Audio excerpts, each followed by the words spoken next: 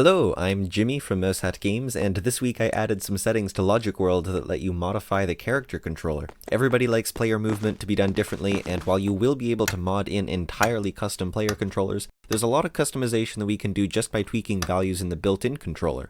So first up is mouse sensitivity. This is how quickly your character looks around when you move the mouse. Sensitivity can be controlled individually per axis if you so desire, and you can also invert a mouse axis. Next is smooth looking. With smooth looking off, the character instantly looks to where you point your mouse. With smooth looking on, however, the character takes a few extra frames to ease into the new position. This effect might be hard to see in the video, but it's very noticeable while playing. On to movement settings. There are three kinds of situations, I guess, in which the player is moving: walking on the ground, flying horizontally, and flying vertically. For each of these, there is a normal speed and a run speed, which you move at while holding down the shift key. Each of these speeds is individually adjustable, as you can see here. So if I set my ground speed to something ridiculous, you can see I still walk at the normal speed, but when I run, I go super speed. Whee! You might have noticed that my character starts and stops instantly. If you don't like this, you can turn on player momentum. Now, as you can see, the character smooths up to speed and down from speed.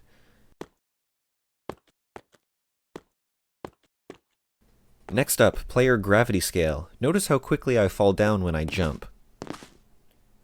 If I reduce the gravity scale, I fall much slower.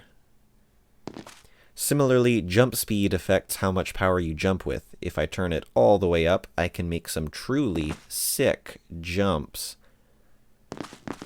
Aw, yeah. Next is max inverse coyote time. So this one's a little tough to explain. Basically, if you're jumping multiple times in a row, you don't need to wait until you reach the ground to press jump for the next time. You can press jump slightly before you hit the ground, and then the character will instantly jump the next time you're touching the ground.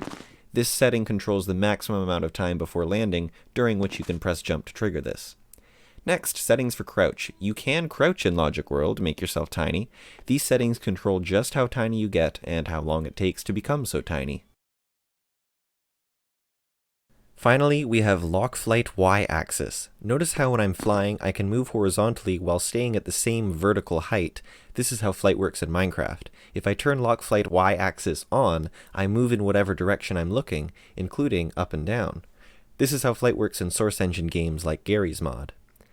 As I said at the beginning of this video, everybody likes player movement to be done differently. Hopefully with all these settings, you'll be able to set it up exactly the way you like it.